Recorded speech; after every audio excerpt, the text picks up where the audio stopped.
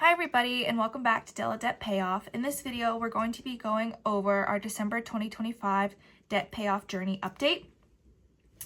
So let's just jump right into it.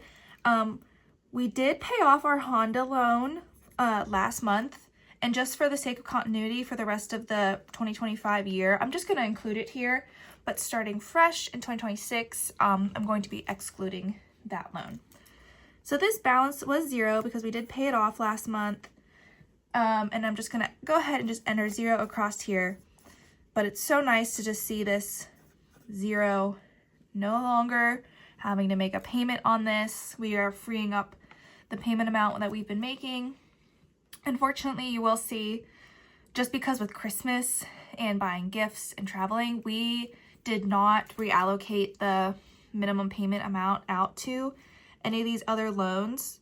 We're planning on trying to do that in January. Just Christmas was a lot, and we didn't want to pull from savings to pay for Christmas, so we just kind of adjusted what we were paying for debt and putting into savings.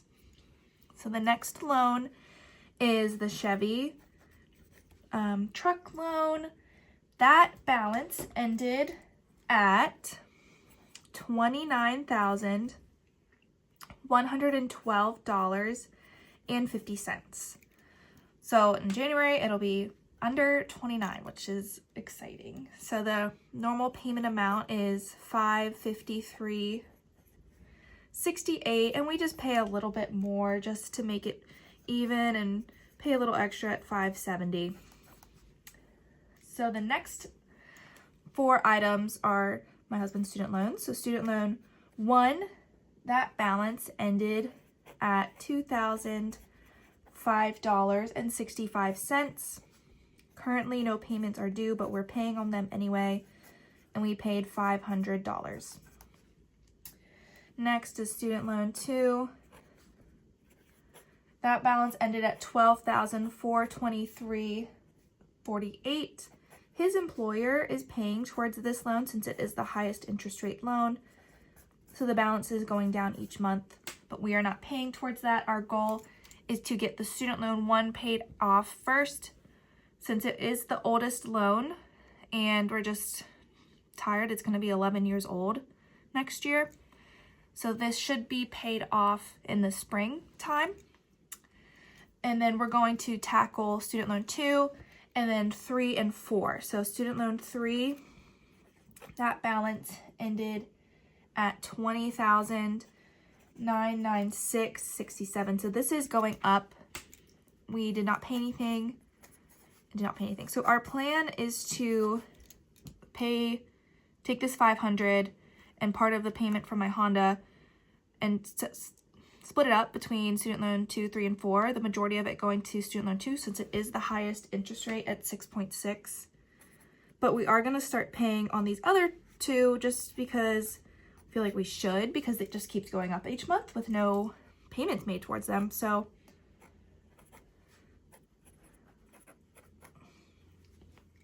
that's our plan. I'm sure there'll be opinions on the success of it, so just let me know your thoughts below. But I just do think we should start paying on these and not let them just balloon up and up and up. But our goal is to pay the majority of the payment towards student loan 2, just to get that paid down as quickly as we can, because that is the highest interest rate. And then the next highest interest rate is student loan 3, 6.08%. And student loan 4 is pretty low at 4.3. So that's our plan as of now. Let me know what you think about that. So then our next payment was, how was I labeling these? Yeah, just mortgage 1. I'm just going to put M1.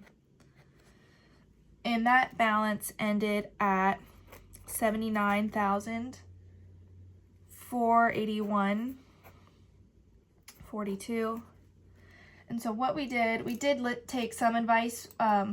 We took the amount that we had been paying extra to this one and just moved that to the other mortgage loan, because that interest rate is higher.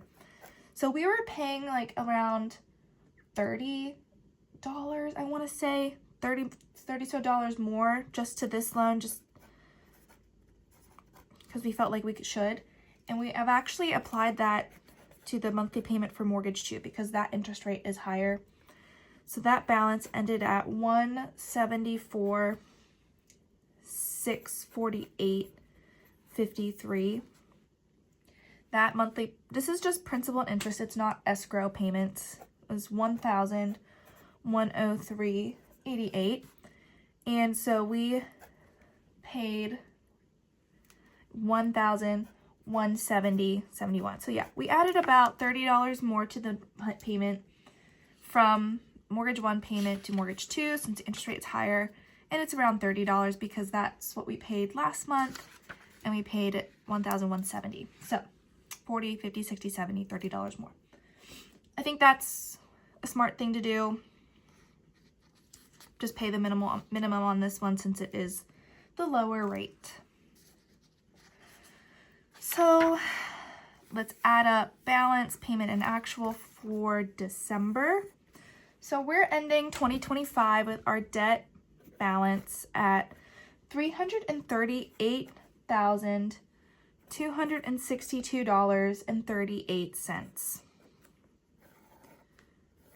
Our monthly payment amounts due, which it should have gone down because we paid off the Honda loan, and it has, is $2,107.17.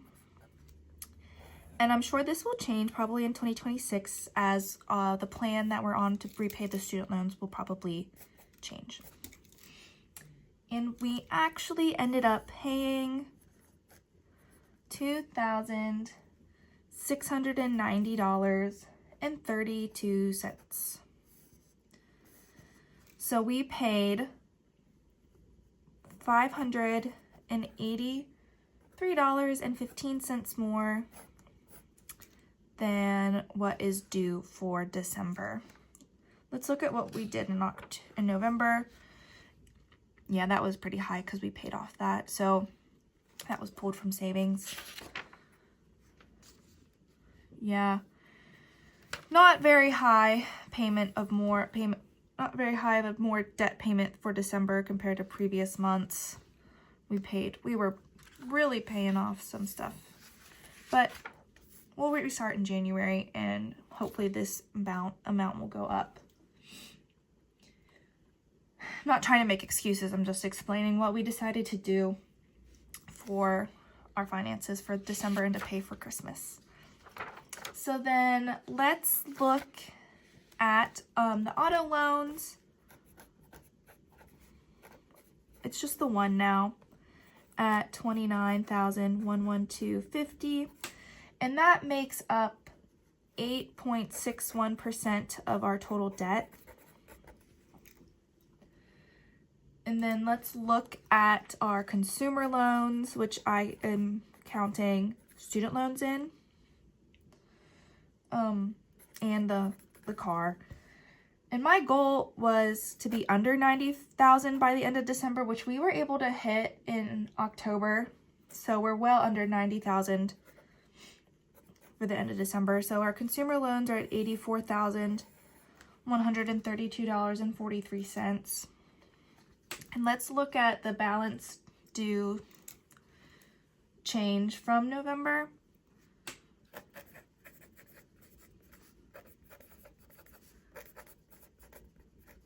So December's $338,262.38. November's was $339,590.60, and that change is $1,328.22.